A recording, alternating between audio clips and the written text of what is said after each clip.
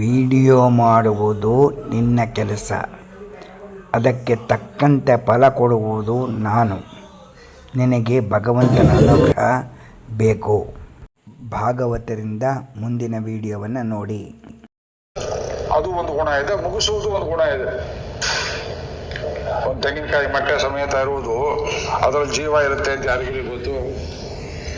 ಅದನ್ನು ತಗೊಂಡೋಗಿ ನೆಲದಲ್ಲಿ ಹೂತ್ರೆ ಇಷ್ಟು ಅಡಿ ಆಳದಲ್ಲಿ ಅಂತ ಸ್ವಲ್ಪ ದಿವಸ ಹೋದ್ರೆ ಚಿಗುರು ಬರ್ತದಲ್ಲ. ಚಿಗುರು ಬರುವುದು ಕಾಲನಿಂದ. ಎಲ್ಲೋ ನೀವು ಕೊಚ್ಚೆ ನೀರನ್ನು ಬಿಟ್ಟರೆ ಕೆಳಗಡೆ ಫಿಲ್ಟರ್ ಮಾಡಿ ಮಾಡಿ ಮಾಡಿ ರೀಸೈಕಲ್ ಮಾಡಿ ಅದನ್ನ ಎಳನೀರು ರೂಪದಲ್ಲಿ ಶೇಖರಿಸಿ ಶಿರಸಿನೀತ ಭಾರ ನಾರಿಕೇಳ ನರಹಣ ಪ್ರಥಮ ವಯಸ್ಸಿ ಪೀತಂ ತೋಯಮಲ್ಪಂ ಸ್ವರಂತಹ ಶಿರಸಿ ನಿಹಿತ ಭಾರ ದಾರಿಕೇಳ ನರಹಣ ಸಲೀಲಂ ಅಮೃತಕಲ್ಪಂ ತದ್ಯು ಆಜೀವಿತಾಂತಂ ನಹಿ ಕೃತಮುಪಕಾರಂ ಸಾಧವ ವಿಸ್ಮರಂತಿ. ಚಿಕ್ಕ ವಯಸ್ಸಲ್ಲಿ ಭಾಗವತ ಅವರು ಹಚ್ಚಿಬಿಟ್ರೆ ಆಮೇಲೆ ಕೊಡುತ್ತೆ ಫಲ. ನೋಡ್ರಿ, ಅದೊಂದು ಕಲ್ಪತರು. ಈಗ ಮತಲ್ ಬೆಳಿತಂ ಫಲಂ ಹೇಳ್ತೇವಲ್ಲ, ಇದು ಕೊಚ್ಚೆ ನೀರು ಹಾಕಿರ್ತೀರಿ ಬೇರೆಗೆ ತೆಂಗಿನ ಮರಕ್ಕೆ, ಅಲ್ಲಿ ನೋಡಿದ್ರೆ ಅಮೃತದಂತ ನೀರು ಬರ್ತದಲ್ಲ. ಅದನ್ನ ಮಾಡಿದವರು ಯಾರು? ಅದನ್ನ ಮಾಡಿದವರು ಸಂಕರ್ಷಣ ಕಾಲಪುರುಷ. ಇಲ್ಲಿದ್ದ ನೀರು ನೀವು ಬೇಡದಿದ್ದು ವೇಸ್ಟೇಜ್, ಸಿವೇಜ್ ವಾಟರ್.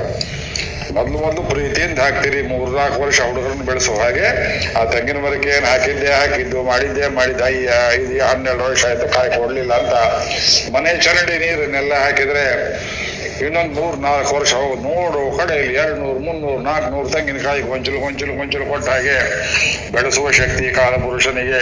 ಕಾಲ ಅಂದ್ರೆ ಕೆಟ್ಟದ್ದು ಅಂತ ತಿಳ್ಕೋಬೇಡಿ. ಭಾರತೀಯರ ಕಾಲಮಾನ ತತ್ವ, ಕಾನ್ಸೆಪ್ಟ್ ಆಫ್ ಟೈಮ್, ಅದು ಭಾಗವತದಲ್ಲಿ ಮಹಾಭಾರತದಲ್ಲಿ ಬಹಳ ದೊಡ್ಡ ತತ್ವ. ಅದು ತಿಳ್ಕೊಂಡು ಎಲ್ಲ ತಿಳಿದಾಗಾಯ್ತು ನಮಗೆ. ದಶಾವತಾರಗಳು. ಈಗ ನಾನು ಆ ರೂಪದಲ್ಲಿ ಬೆಳೆಸೋ ರೂಪದಲ್ಲಿ ಲೋಕಕ್ಷಯ ಕೃತ್ ಪ್ರವೃದ್ಧ ಲೋಕಾನ್ ಸಮಾಹರ್ತು ಪ್ರವೃದ್ಧ. ಸಮಾಹಾರ ಮಾಡುವುದು, ಸಮೋಪರೋಪ ಮಾಡುವುದು, ಮುಗಿಸೋದ್ರಲ್ಲಿದ್ದೇನೆ.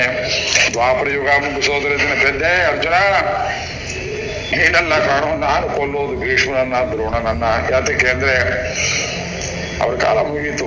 ಕೂಡ ಸ್ಟಬ್ಸ್ ಆಫ್ ಟೈಮ್ ಬರ್ದಿದ್ದೀನಿ ನೋಡಿ ಪುಸ್ತಕದಲ್ಲಿ. ಒಬ್ಬ ರೈತ ಜೋಳವನ್ನು ಬೆಳೆದ ಇಷ್ಟು ತಪ್ಪುತ್ತಾರೆ. ಆ ಹೊಲ ಉಳಿತ ಬಿಜಾಪುರದ ಕಡೆ ಹೇಳ್ತಾರೆ, ತಂಪು ಗಾಳಿ ಬೀಸಿದ್ರೆ ಬೆಳೆಯುತ್ತಂತೆ, ಮಳೆ 2 ವರ್ಷಕ್ಕೊಮ್ಮೆ ಬಂದ್ರೆ ಸಾಕಂತೆ. ನಮ್ಮ ಸ್ನೇಹಿತರು ಹೇಳ್ತಾರೆ ಬಿಳೆ ಜೋಳ. ಬಿಜಾಪುರದ ಕಡೆ ಆ ಬಿಜಾಪುರ ಜೋಳ ಅಂದ್ರೆ ಪ್ರಸಿದ್ಧ. ಬೇರೆ ಕಡೆ ಬೆಳೆಯೋದಕ್ಕಿಂತ ಕೆಂಪು ಜೋಳ, ಗೋವಿನ ಜೋಳ, ಎತ್ತು ತಿನ್ನುವುದಲ್ಲ, ಬಿಳಿ ಜೋಳ ಮುತ್ತಿರಂತಿರುತ್ತಲ್ಲ. ತಂಪು ಗಾಳಿ ಬೀಸಿದ್ರೆ ಸಾಕು, ಇಷ್ಟೆತ್ರ ಬೆಳೆಯುತ್ತೆ ಜೋಳ. ತನೆಯೆಲ್ಲ ಕುಯ್ದುಕೊಂಡ ಒಬ್ಬ ರೈತ ಕತ್ತರಿಸಿದ್ದೆಲ್ಲ ದನಗಳಿಗೆ ಹಾಕಿದ. ಕೂಳೆ ಕೆಳಗೆ ಉಳಿದಿತ್ತು. ಮುಂದಿನ ವರ್ಷಕ್ಕೆ ಏನ್ ಮಾಡ್ತಾರೆ ಅಂದ್ರೆ, ಅಯ್ಯೋ ಇಷ್ಟೆಲ್ಲ ಒಳ್ಳೆ ಬೆಳೆ ಕೊಟ್ಟಿದ್ಯಲ್ಲ ಅಂತ ಕೂಳೆಯನ್ನು ಯಾರು ಹಾಗೆ ಕಾಪಾಡ್ತಾರೆಯೇ? ಕಾಪಾಡಿದ್ರೆ ಏನಾಗುತ್ತೆ? ಮುಂದಿನ ಬೆಳೆಗೆ ತೊಂದರೆ ಆಗುತ್ತೆ. ಆದ್ದರಿಂದ ಅದೇ ಭೂಮಿಯನ್ನು ಉತ್ತು ಕೂಳೆಯನ್ನು ಕಿತ್ತಾಕುವಂತೆ Bhishma, your time is over. Drona, ನಿನ್ ಟೈಮ್ ಇಸ್ ಓವರ್. ಹೇಗೆ ಗೊತ್ತು? ನಿಮ್ಮೂರಿಗೆ ಬಂದು ನಿಮ್ಮ ಮನೆಯಲ್ಲಿ ಆತಿಥ್ಯ ಸ್ವೀಕಾರ ಮಾಡದೇ ಇರುವಾಗ ನೋಟಿಸ್ ಸರ್ವ್ ಮಾಡಿದ್ದೇನೆ. ನೀವು ಅರ್ಥ ಮಾಡಿಕೊಳ್ಳಿಲ್ಲ. ಆದ್ರಿಂದ ಮೂರ್ಖರೇ, ನನ್ನ ಎದುರಿಗೆ ನಿಂತು ಲೋಕವನ್ನು ಸಂರಕ್ಷಣೆ ಮಾಡತಕ್ಕ ಭಗವಂತನ ಎದುರಿಗೆ ನಿಂತು ದುಷ್ಟರ ಕಡೆಯಲ್ಲಿ ನಿಂತು ಶಿಷ್ಟಾಗ್ರೇಸರರು ಅಂತ ನೀವು ವೇಷವನ್ನು ಹಾಕಿದ್ದೀರಿ. ನಿಮ್ಮನ್ನು ಮುಗಿಸ್ಬೇಕು ನಾನು. ನನ್ನ ಕೈಲಿ ಅರ್ಜುನ ಅನ್ನೋದು ಒಂದು ಕೂದಲಿ, ಧರ್ಮರಾಜ ಅನ್ನೋದು ಒಂದು ಶನಿಕೆ, ಭೀಮ ಅನ್ನೋದು ಒಂದು ಹಾರೆ ಮಾಡಿ ಅವನ್ನೆಲ್ಲ ಉತ್ತು ತೆಗೆದು ಕೂಳೆಗಳನ್ನು ಹೊರಗಾಗ್ತೇನೆ. ಮತ್ತೇನ್ ಮಾಡ್ತೀಯ? ಮತ್ತೆ ಮಾಡಿ ಪರೀಕ್ಷಿತನ್ನು ನಡ್ತೇನೆ. ಪರೀಕ್ಷಿತ ಅಂತ ಒಂದು ಸಸಿ ತಗೊಂಡ್ಬರ್ತೇನೆ, ವಜ್ರಕುಮಾರ ಅಂತ ತಗೊಂಡ್ಬರ್ತೇನೆ.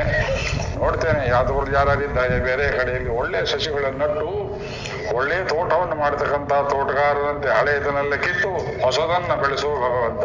ಲೋಕೋಪಕಾರನೇ ಹೊರತು ಅವನು ಲೋಕರಾಶಕನಲ್ಲ. ಆದ್ರಿಂದ ಅವನಲ್ಲಿ ಪ್ರೀತಿಯನ್ನು ಮಾಡಬೇಕು. ಅದು ಕಷ್ಟ.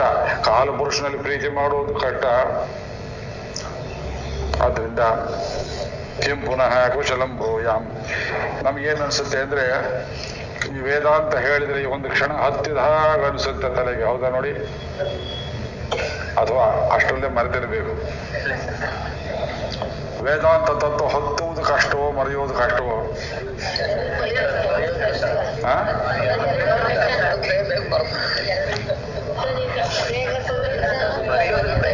ಇಷ್ಟೊತ್ತು ನಾ ಹೇಳಿದ್ರೆ ಏನೋ ಅರ್ಥ ಆಗಿತ್ತೇನು?